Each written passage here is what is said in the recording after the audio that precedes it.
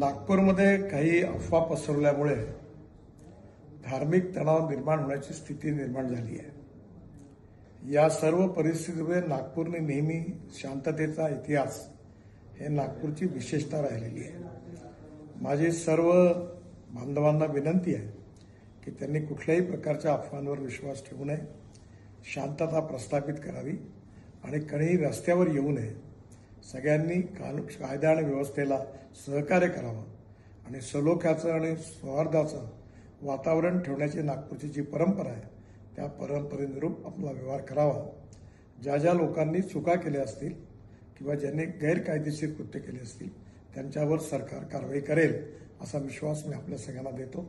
माननीय मुख्यमंत्र्यांनाही या संबंधातली सर्व माहिती मिळालेली आहे, त्यामुळे आपण कुठल्याही अफवांवर विश्वास न ठेवता आपण सगळ्यांनी सहकार्य करावं आणि प्रेमाचं सौहार्दाचं उत्तम वातावरण ठेवण्याकरता मदत करावी, पोलिसांना मदत करावी असं माझी आपल्या सगळ्यांना नम्र विनंती आहे।